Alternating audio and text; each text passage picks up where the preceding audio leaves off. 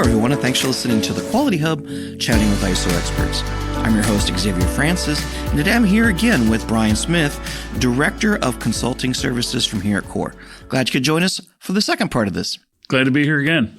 Awesome. So this week's podcast is the second in a two-part series on ISO 9001 risk-based thinking, but this time we're going to talk about key metrics and performances. But first, let's learn a little bit about our guest, Brian. So this is going to be an odd question, but I asked Suzanne Weber-Smock this. What's the favorite burner on your stove? Favorite burner? Yeah, like front right, back left, Probably, I guess, front left. I don't cook very much. My wife's the cook in the family, but when I do, I guess I probably use that one more than any of them. Yeah. See, mine's front right. Okay. Yeah. So it's funny as adults, we have things that we love, like favorite burner, favorite pot and pan. If I'm cooking eggs and I don't have the right spatula, I'm like, really? Yeah. Yep. Yep. So you got to do what you got to do. Definitely on board with that. There you go. All right, so let's move back on to risk. Well, last week in part one, we discussed discovering and qualifying risks and opportunities as it pertains to an organization's ability to consistently achieve its intended results.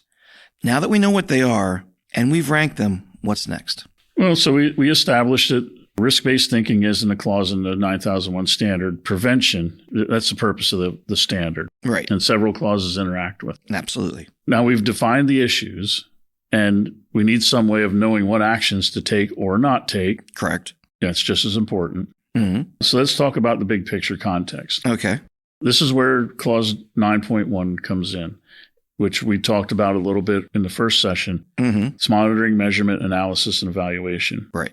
So it's important that you get those metrics so we can do that. The clause that requires us to have quality objectives, those need to be quantifiable and measurable, and they're pretty strict. So I slipped a story in here. When we first got our eyes on this 2015 standard, my buddy, who I think's been on a couple of these, Doug, we worked together at the time, and he said to me, I was a factory manager at the time, and he's like, well, now you're going to have to consider risk for your quality management system. Mm-hmm. And I said, what do you think I'd do at 2:00 in the morning staring at the ceiling? Yeah. and anybody that's a factory manager listening to this knows exactly, or any kind of running business, any kind of operation. And he said, well, now you're going to have to document it. I said, all right, you got me. There you go. So we talked about quantifiable objectives. That's the most desirable method of measuring the level that your risks are being realized. Okay. But it's not always easy to get a quantifiable metric for everything, but you want to try. Okay. That's clause 6.2. It requires us to create and monitor quality objectives. Mm-hmm. Some of the most common are customer satisfaction, on-time delivery, and internal quality. Okay. And internal quality can mean a lot of things, but I think we get that. It's important to remember that your objectives should be congruent with your risks. So if you're attempting to define your context issues, start with what you're already measuring. Okay. I do that a lot. When we first start a project with somebody, I'll ask the president, CEO, what are you keeping an eye on? What are you measuring? Yeah. It puzzles them sometimes. But to the point where the guy couldn't come up with anything, and he had a spreadsheet rolled up in his hand with, I could see it had highlights on it. I'm like, what's that? Oh, he pulled that out, unrolled it, and basically explained the context of the organization in one session. Wow. And we put 2 and 2 together. That's cool. Right. So you can reverse engineer it. Everybody's looking at something in a business. If your lights are on, you're measuring and monitoring something. Yeah. Start there and work back. All right. Even if it's like profit and loss. Right. So every business is doing that. That's a good way to think about it and get started. But there's something unique that you're looking at that next door might not be. And there's where you're going to start identifying your context issues. Right. Yep. Right. Like you said with that guy, he didn't quite know how to put it in place of what are you talking about, but he was doing it anyway. Take credit for what you're already doing. Right. And that is sometimes the biggest problem is this ISO is something else. And, in the past, sometimes it was, but now it lines up. And once they make that connection, it's like, yeah, you guys are already meeting this part of the standard. Yeah. Let's take credit for it. Yeah. So that's what's meant when you say aligning your objectives to your strategic goals. Absolutely. Okay. So how can a company set realistic and achievable quality objectives in line with 9001 standards? So in that question, realistic's the key word. Okay. I'll give you an example. Of course, we want 100% on-time delivery. But if our current on-time delivery is 32%, 100% on-time delivery is not realistic. That's a 68% increase. That might sound outrageous, but with the supply chain issues and challenges we have today, I've seen on-time delivery rates in the 30s. Wow. And it could get more challenging in the United States, at least right now. Sure. And, in that case, you're going to run into trouble with an ISO auditor if your target's 100 and your actual is 32. You want to take realistic approaches. The supply chain is the supply chain, and we're working with our customer. They know. But let's try and see if we can do something to get this up to 40. Right. That's a realistic goal at the time. Yeah. So what you really need to do is try to get at the real issue that's causing the supply chain issue in this case, correct? Right. Yeah, that's right. And the supply chain challenges could be the issue. That's when you're looking at context, that's the level. It's the issue supply chain, and it poses these 5 risks. There could be more risks than just that's a good point. Per issue. Yeah. Let's talk about opportunity. Everybody else is having supply chain issues also. So if we get creative, it's like, well, I mean, something as easy as an alternative source, but there's strategy there. If we can work something out with our supply chain that our competition doesn't, then let's execute it. Still context, still issues and mitigation or leveraging opportunities. Okay. So what is a tolerable level of risk when you're looking at this type of stuff? Yeah, that's really an important question, because it's up to the organization, because you can't define that business to business, right? So it probably depends on risk to risk too. Yeah, exactly. And it can change. So every organization has a level of risk that they can tolerate. Right. There's no free ride. We all have to tolerate some risk. So, earlier we talked about knowing what actions to take or not take. We qualified the risks in the beginning that were generated from the issues. Right. The ones that were at the bottom of the list with low scores, you basically decided you're going to tolerate at the time. And that's why it's also, just a side note, important to reevaluate these things. Continue to monitor them. Just because you chose not to take an action other than making a decision on a risk doesn't mean that you stop monitoring it or stop looking at it. Oh, absolutely. And those numbers could change. Yep. And that you want the high risk ones to change through your actions. So it's good to take a look at these fairly frequently. Right. But when we have a risk at a level we can tolerate, we control it. We put controls in place. When the risk is at a level we can't tolerate, we improve it. Okay. Right. Those are our 2 types of actions. They're both actions. So controlling is making a decision to not do anything about it, and then taking an action to mitigate it is the other option. Right. And when you're making a decision not to do anything more, the controls you have in place are what has allowed you to stay at that risk level. You got to keep an eye on this stuff. And what we've been talking about so far is not the day to day. It's more the quarter to quarter stuff. This is the bigger picture stuff. And we're going to get into process risk here in a minute. Yeah, I think we talked about on a previous time, I think when we were talking about management review and how often should you do it, I think it was you actually who said, we have to have metrics to look at, or what's the point? Right. And you can't look at it too frequently because you don't have enough data to make a decision on. That's right. And when we're talking about context issues, you're talking about quarterly, right? And if not longer. Yes. And I generally don't allow objectives to be any more frequent than that, because then we're talking about something else. Okay. We'll get into that here in a minute. Right. So you're probably going to get into processes here because you mentioned it before. Can you start talking about risk-based thinking at our process level? Yeah. So like you said, we've been talking about organizational level stuff. Each one of your key processes has their own set of risks and opportunities. We talked about clause 4.4. It requires us to define several things. I think there's 5, 6, or 7, things about our processes you have to define. One of them is to identify the potential risks and opportunities for that specific process. Objectives? Yeah. Well, a process. Gotcha. For the process. Yeah. Gotcha. So same concept holds true at the process level as the organizational level. The concept does. We generally use KPIs. Okay. And that's what I was iterating to when I said, if it's more frequent than quarterly, it's probably a KPI, a key performance indicator, right?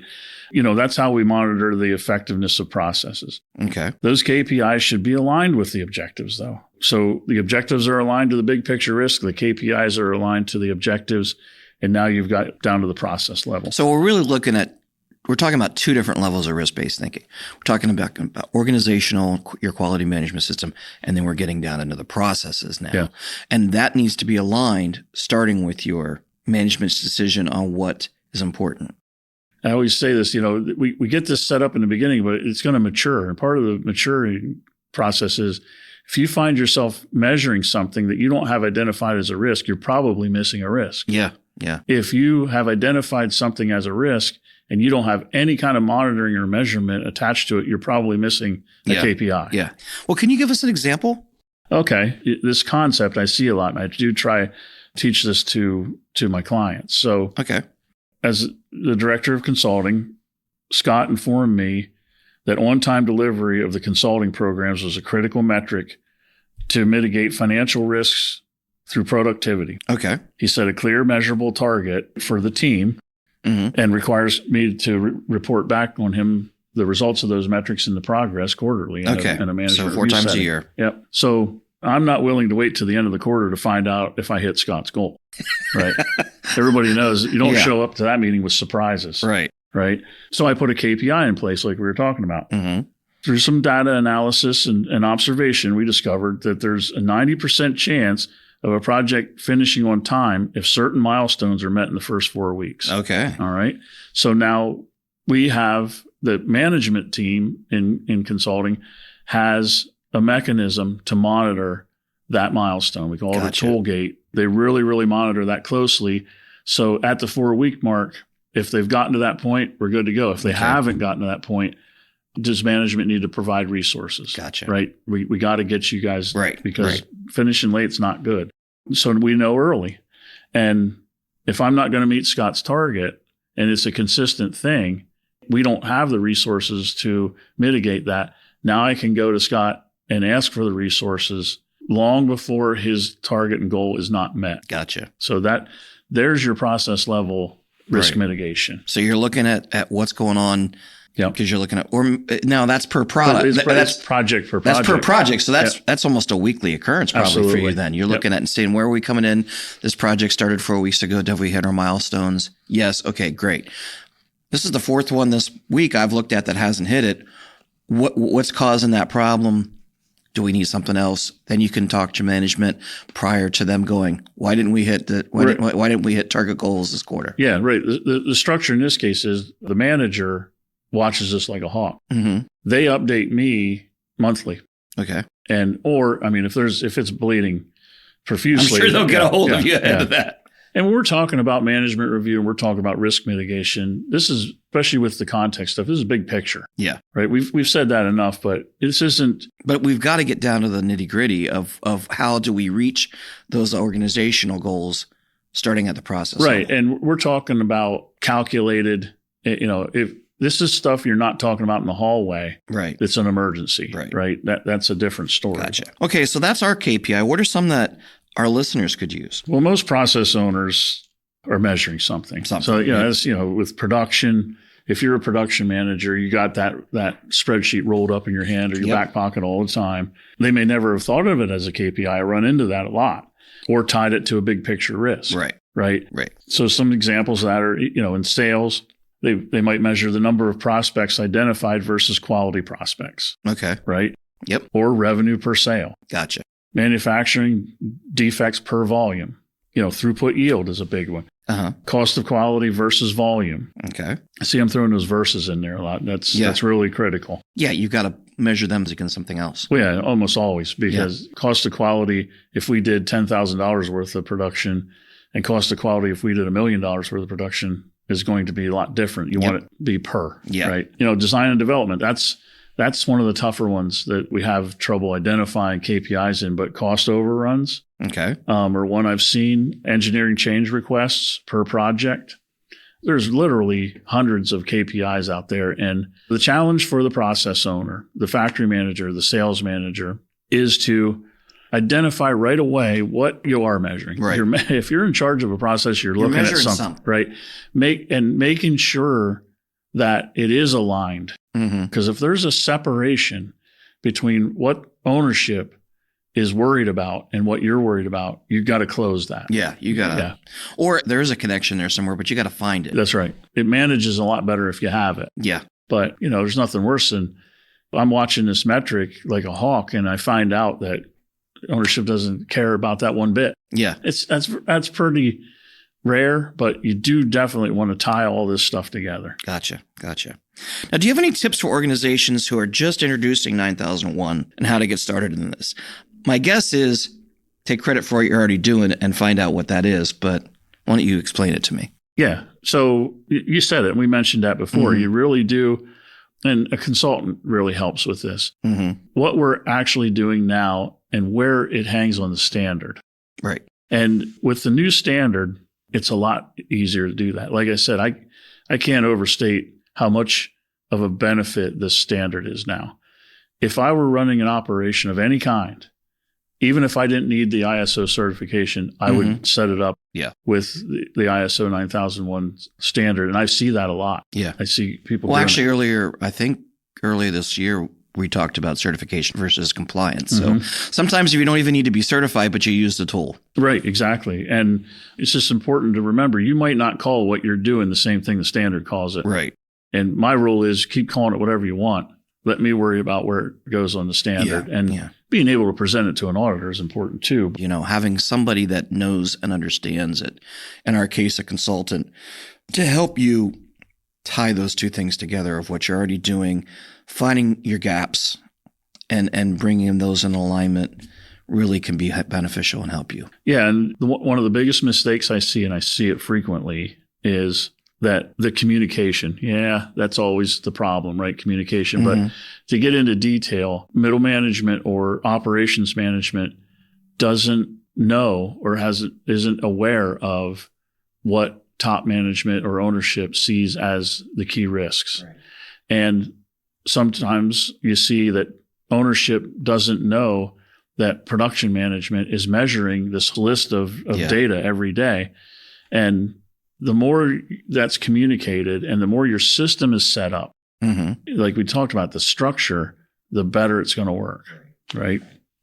And again, there's companies out there that aren't ISO certified that are nailing this. Yes. And that's what you do not want to upset that apple cart right. just because ISO came to town. Right. It's really important to evaluate your risk analysis and risk mitigation activities and take credit for it. Yeah. Yeah. And that's why it's so important to have a person, somebody that can help you, that understands and can do that. Yeah, that's where consultants probably that's where they're most valuable. Yep. So if you have that person that can help you, what tools can aid in measuring and reporting on these key metrics? There's a lot of them out there. A lot of them are expensive. There's software and it can get expensive. So here at Core and with our customers, we use a lot of the tools that are available with your Core subscription. Okay. There's a full library of templates. We talked about the improvement plan. And process plans are really, really critical to this. That's probably our most valuable document. Yeah. But when you get into the software, we have some risk mitigation auto forms in there. And for this, I probably see the dashboard used here more than anything. Because if you have somebody that can input data and you can report it in a dashboard and top management can see it in a concise manner. Right. Because they don't, if there's no issues, I don't want to sit here and talk about it. Right. So that's a newer concept. So if you've had Core for a while, you may not know about that. If you're interested in it, let support know and they'll hook you up with that. Well, there's some KPIs you can track in there as well, like customer satisfaction, which is part of the standard. You can actually tie in some of those things. It'll monitor it for you and then give you a report or put it on the dashboard. Yeah. And the way they have it set up, it ties it to the risk too. Yeah. And I mean, there's software out there that does this, but it's expensive. Yeah. And all this stuff comes with your Core subscription. Yep. So, we see a lot of people use it rather than just like the calibration and everything else. It's all there. Yeah. It's all there. It's all integrates. You're not trying to build out a spreadsheet for yourself and put in all the formulas so you can figure it out. This is really a lot of great info on these last 2 weeks. Really appreciate it. Any final thoughts in regards to risk-based thinking? So I guess more than anything, this should be tailored to your organization. Mm-hmm. That's one of the biggest benefits to the new version of the standard. It's so much less prescriptive. Mm-hmm. You can calibrate your activities according to the risk as you see them. Right. Right. And I like that because you don't have somebody coming in there and telling you, you have to calibrate this and you have to control that. Mm-hmm. You make decide. that decision. You decide by the level of risk that you can tolerate and not tolerate. Yep. Yep. And it's all now geared for continuous improvement. Yep. You got to do it, but it lets you choose. Yeah, you get to gauge it. Yep. Awesome. Well, tons to think about. Great talk today and last week. Really want to thank you for being here both weeks and giving us some really good information on risk-based thinking. Thanks, Brian. Oh, you're welcome. Glad to talk about it. And we want to thank everyone who's listened to our podcast today. We hope it's been informative for you. Now, if you're looking for more information about core business solutions, how we can help you with ISO certification, cybersecurity, software, even customized training, please email us at info@thecoresolution.com. You can also visit our website at www.thecoresolution.com. If you haven't already followed us on your favorite podcast platform or YouTube, be sure to do so. That way you won't miss the next Quality Hub podcast when it's released next week. Have a great day.